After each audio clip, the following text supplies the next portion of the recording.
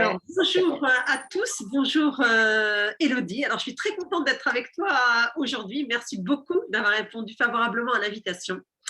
Alors, Écoute, merci à toi.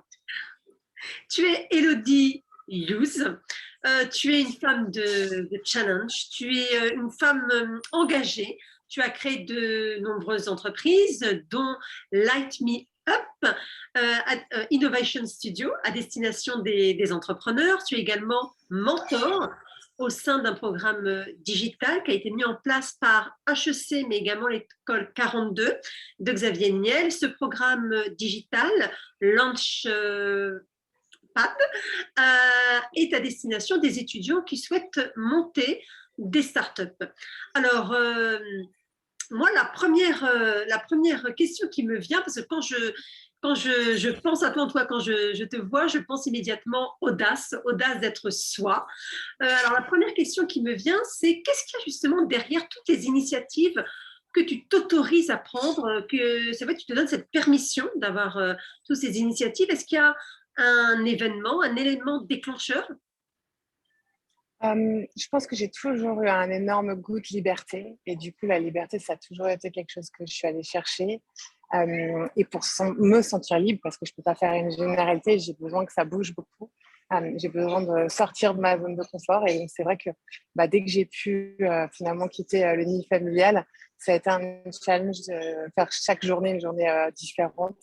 Voilà, de voyager beaucoup, de reprendre énormément, de me confronter ou de vivre des situations très différentes tout le temps.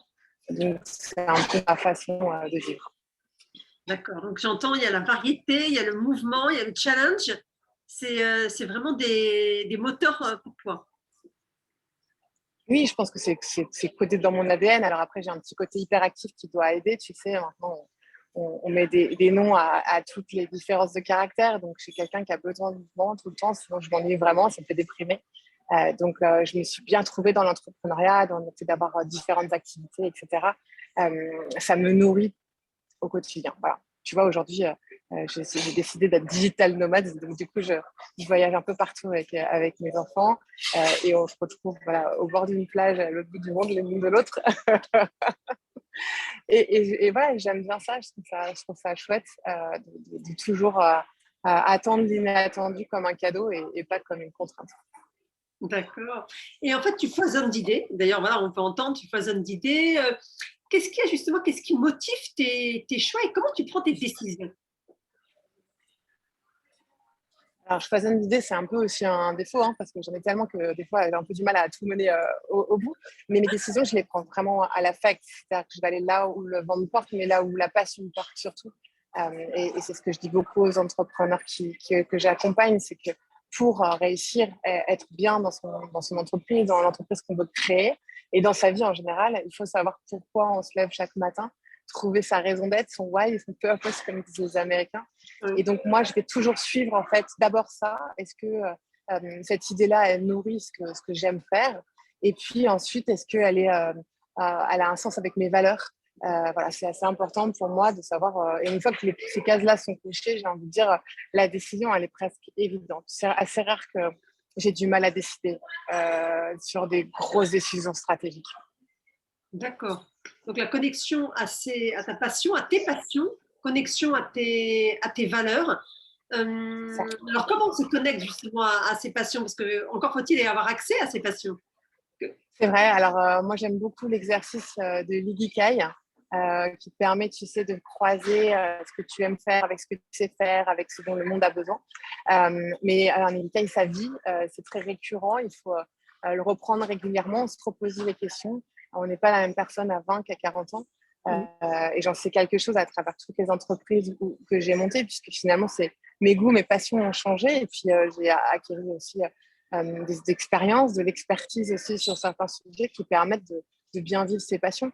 Donc, il faut les chercher, ces passions, si on veut les trouver. Je pense que c'est la première chose. En faisant plein de choses, ça permet de savoir ce qu'on aime et ce qu'on n'aime pas faire. Alors, ce que j'entends, c'est s'autoriser justement à vivre des expériences et qui te révèlent, qui t'amènent à être vraiment qui tu es. Alors, justement, pour toi, c'est quoi être pleinement soi-même? Et d'ailleurs, peut-on être pleinement soi-même en entreprise? Alors, en entreprise, je ne sais pas parce que c'est vrai que moi, je suis chef d'entreprise. Donc, du coup, je suis moi-même comme à la maison, comme dans mon entreprise, mais parce que c'est la mienne et que je peux me le permettre. Si tu me mets dans une entreprise, c'est effectivement plus compliqué pour moi de me sentir épanouie. D'ailleurs, c'est pour ça que je l'ai rarement été. Donc, ça, c'est la première chose. Après, comment on fait pour être soi-même? Je pense qu'il faut d'abord se comprendre. C'est la première chose, c'est de chercher à qu'est-ce qu'on aime faire, qu'est-ce qu'on sait faire, qu'est-ce qu'on veut faire. Et là encore, dans l'Ikigai, on peut trouver vraiment beaucoup de réponses à ça. Et une fois qu'on a compris certaines choses sur soi, je pense qu'on peut avancer plus facilement. Moi, par exemple, je sais que toutes les tâches très répétitives, qui vont demander beaucoup de rigueur, c'est des choses qui ne vont pas du tout me convenir parce que j'ai un cerveau qui a des idées par milliers à la minute et que je n'arriverai pas à me concentrer sur une tâche qui estimerait être réverbative, même si elle est importante. Mais maintenant que je sais ça, je sous-traite cette partie-là. Voilà, donc il ne faut pas quelque chose d'administratif, de comptable. Voilà, tu vois, c'est des choses que je sais que je vais sous-traiter. Ça paraît simple pour beaucoup de gens. Pour moi, c'est un truc que je vais mal faire, qui va être très douloureux pour moi. Donc, voilà, je le mets de côté. Et puis après, il y a autre chose, c'est que pour savoir si on aime ou pas les choses, si on sait ou si on ne sait pas les faire, il faut tester. Donc effectivement, avant de savoir que je n'avais pas la compta, je me suis formée en compta pour gérer mes boîtes. Je l'ai fait, j'ai râlé, je me suis plantée et maintenant je sais qu'il faut faire accompagner, mais c'est pareil en communication, c'est pareil sur le marketing, c'est pareil sur énormément de sujets. Et puis ça peut être pareil dans le sport. Beaucoup de gens disent j'ai pas envie de faire du sport, mais essaye-en 20 et tu vas bien trouver un sport qui te ressemble, dans lequel tu te sens bien et qui va te donner envie de te lever chaque matin. Donc pour moi, la vraie méthode, c'est test and learn. C'est tester plein de choses sans a priori et apprendre parce qu'on peut vivre les choses de façon très surprenante sans le savoir. Très intéressant. Ce que j'entends aussi, c'est se regarder en face, c'est-à-dire regarder qui on est, s'autoriser, donc comme tu l'as dit, à vivre des expériences, se challenger et